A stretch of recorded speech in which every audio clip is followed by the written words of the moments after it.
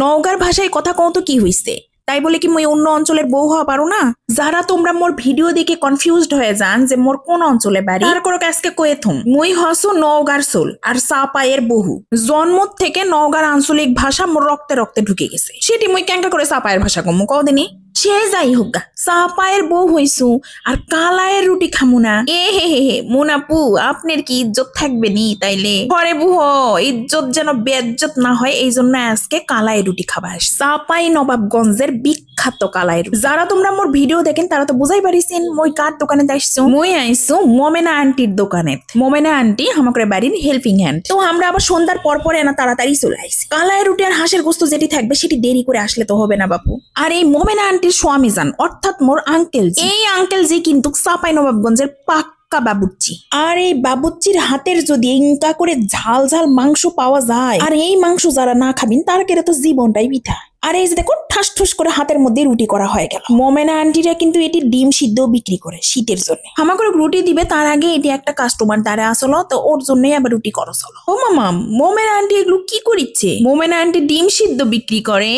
ও মোমেনা দিদি, তোমার এটা দোকান, তাহলে আমাকে ডিম খেতে দাও। ও আরেকটা কথা তো তোমাকে কবা মনেই নাই, মোমেনা আন্টির দোকানে তো আসার আগেই দেখো মোর শাশুড়িটি বসে আছে। সে যে কি কাহিনী এটা তোমাকে পরেই কসো, এখন এটা দেখো। আন্টি এটি বাটিত করে করে ঢাকে থুইছে পিঁয়াজ, কাঁচামরিচ, ধনা পাতা আর হচ্ছে বেগুনের ভর্তা। বেগুনের ভর্তা কিন্তু আগে থেকে আন্টি করে থই না, এই যে যখন যে কাস্টমার খাবে তখন ইনকা করে পিরিজের বেগুন তুলে এনা পিঁয়াজ, এনা মরিচ, এনা ধনা পাতা দিয়ে তার মধ্যে মিচুকুটে এনা সরিষার তেল দিয়ে চামচ দিয়ে কি সুন্দর করে ইনকা করে মাখে দেয়। সবাই সাইকেল ভ্যান এগুলাত করে যাচ্ছে আর মোমেনা আন্টির দোকানের দ্বারাই একটা করে রুটি খাই যাচ্ছে। টানটানা দেন দেন দেন আন্টি তাড়াতাড়ি দেন, আর ওয়েট করা যাচ্ছে না। হাঁসের গোস্ত আগেই দেখে ফেলিছি, তাহলে কি আর ওয়েট করা যায়? ও মামা ও আন্টি, আপনি তো আমি 1 প্লেট হাঁসের গোস্ত দিবা কইছিল, 2 প্লেট দিলেন কে?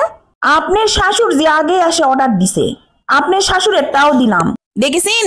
দেখো তোমরা শুনলেন, শোনা পালিন, মোর শাশুড় এটি আগে আসে কালাই রুটি আর গোস্তর অর্ডার দিছিল কিন্তু। আর দেখো এখন ক্যাঙ্কা করে খাসে। আর মুই এনা বাইরে রেস্টুরেন্টে খাবা গেলে, কারোর সাথে না ঘুরবা গেলে তাহলেই সমস্যা শুরু হয়ে যায় মোর শাশুড়ির। এরা কি জীবনেও ভালো হবে না শাশুড়গুলা? পেটের মধ্যে এত হিংসা কেন? তোমরা কি আগে বউ আসলিন না? একেবারে গরম গরম মসমসা কালাই রুটি, হাঁসের গোস্তর ঝোল আর বেগুনের ভর্তা নিনু। ওহ কি যে স্বাদ!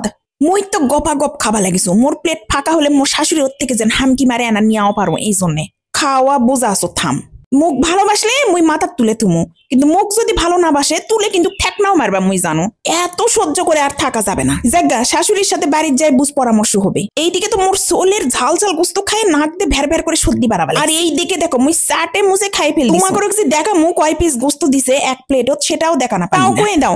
রাজহাঁসের গোস্ত 150 টাকা প্লেট, আসলো আর মধ্যে 6 পিস গোস্ত। মাসকালে রুটির দামটা মুই জানো না, তোমরা নিজেরা নিজের দায়িত্বে যায় ওর থেকে শুনে তারপরে খাবি। লোকেশনটা আবার কই দাও। চাপাই নবাবগঞ্জের ফুড অফিস মোড়ে একটাই কিন্তু দোকান আছে, এটি মোমেনার আন্টির কালায়ের রুটি। খাই দে আমরা বাড়ি চলে আসি। আজকের মতো চলে গেল, আল্লাহ হাফেজ।